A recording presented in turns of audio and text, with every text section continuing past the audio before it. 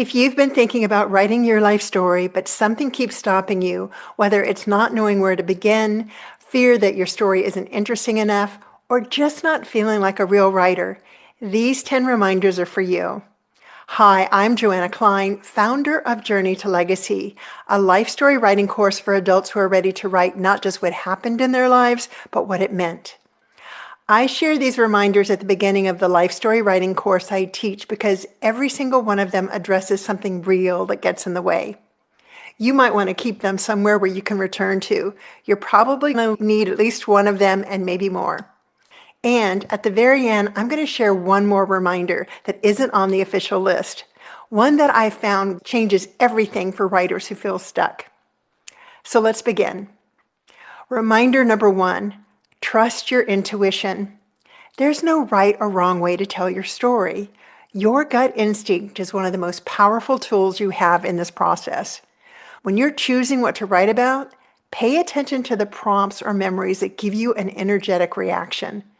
Maybe you feel a little flutter in your stomach or a spark of excitement. That's your intuition talking.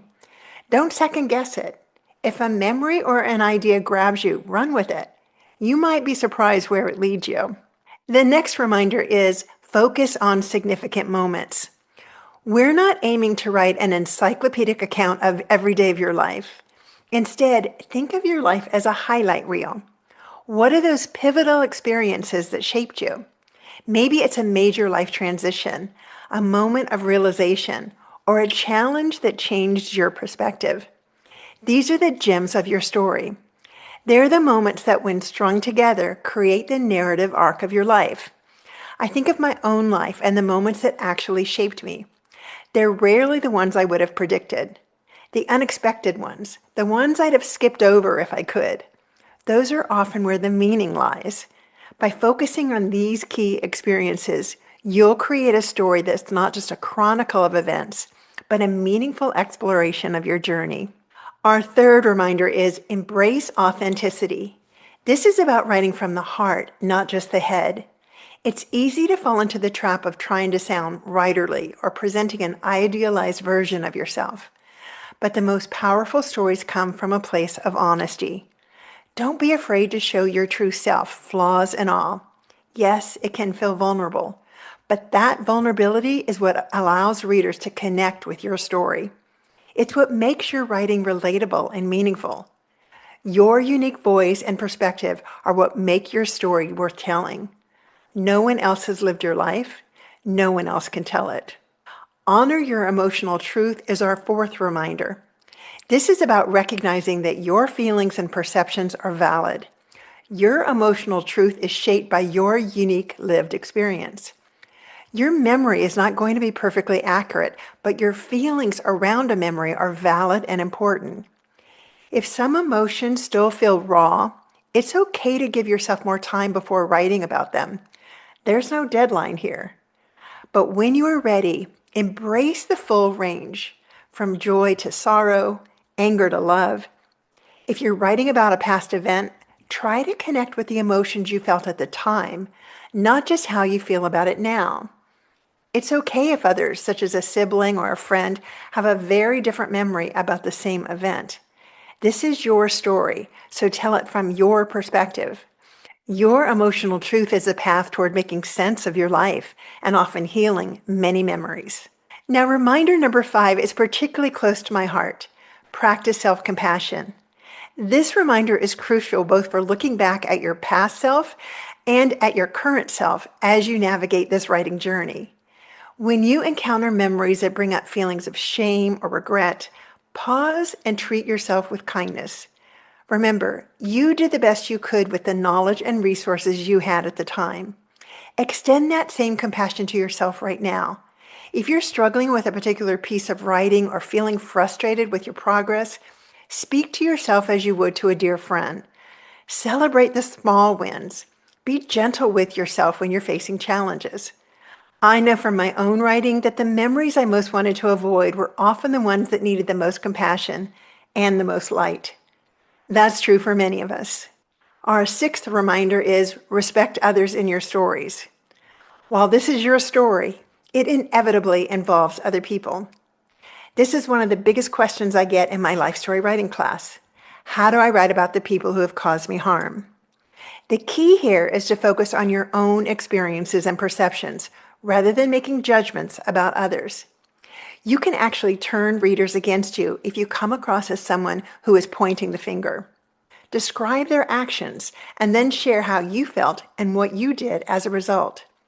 This lets the reader draw their own conclusions. Remember, people are complex. Try to show that complexity in your portrayals. Your story can be honest without being a verdict. Our seventh reminder is capture ideas as they come. Inspiration doesn't always strike when we're sitting at our desks ready to write. Keep a notebook handy. I call it a memory keeper. Or use the Notes app on your phone.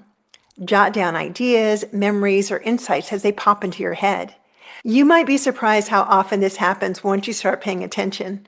It's as if the act of beginning to write your story sends a signal to your memory, and suddenly things start surfacing at unexpected moments, while you're driving, while you're waking up, while you're in the shower. Catch them. They won't always come back. And be open to serendipity in your writing. You might start writing about one memory and find it leads you to another completely unexpected one. Follow those threads. They often lead to the richest material. Our eighth reminder is allow your writing to flow. This is about embracing the creative process and not letting perfectionism interrupt your first drafts. When you sit down to write, try to keep your inner editor at bay. Don't worry about grammar, spelling, or getting everything right in the first go. The goal is simply to get your thoughts and memories onto the page. You can always revise and polish later. That unedited, unself-conscious writing, that place of just letting it come, is where you'll often uncover your most authentic voice and your most surprising insights. The inner editor can have its turn later. First, just write. The ninth reminder is create a safe writing space. This is about nurturing your stories in a comfortable environment. Find a physical space where you feel relaxed and you can write without interruption. This might be a quiet corner of your home, a favorite cafe, or even outdoors in nature. Also, consider the emotional safety of your writing space. Initially, keep your writing private or share only with a trusted person or a group of fellow writers. This allows you to write freely without worrying about others' reactions. The early stage of life story writing is a private journey. Your story deserves that protection while it's still finding its shape. Our 10th gentle reminder is create a writing ritual. Treating your writing time like a ritual can help make it a consistent, meaningful practice. Set aside specific times for writing and protect them from interruptions. Surround yourself with things that help you feel calm and focused. Maybe that's lighting a candle, playing soft music, or making a cup of tea before you begin, which is something I love to do. The key is to create cues that signal to your brain it's time. This not only helps build a habit, but makes it easier to drop into a creative mindset more quickly each time you sit down. Your writing time is sacred. Treat it that way and it will give back to you in ways you can't predict. Now, I want to leave you with one more reminder that isn't on the official list, but I have found changes everything for writers who feel stuck. Start where the energy is, not where the timeline is. You do not have to begin at the beginning. You don't have to start with your childhood or work forward chronologically through your life. The story that keeps coming back to you, the one with a little flutter when you think about it, that's the one to start with. Chronology can wait. Energy cannot. Your story doesn't have a wrong starting point. It just needs one. These 11 reminders aren't rules. They're invitations. An invitation to trust yourself, to go deeper, to be honest, and to be kind to yourself along the way. Your story matters, not because it's dramatic or because it ended perfectly. It's because it's yours, and because the people who love you deserve to know who you really are. Now, I've put together a free PDF of these gentle reminders for life story writing, something you can print out and keep nearby whenever you sit down to write. The link to the download is in the description below. And if you'd like support with your writing, if you'd like a guide, a framework, and a community of people who are doing this same courageous work, I'd love to have you join my 12-week course, Uncover the Hidden Gems in Your Life Story. The link is in the description as well. Thank you for being here. I hope this was helpful and inspires you to go write one of your stories.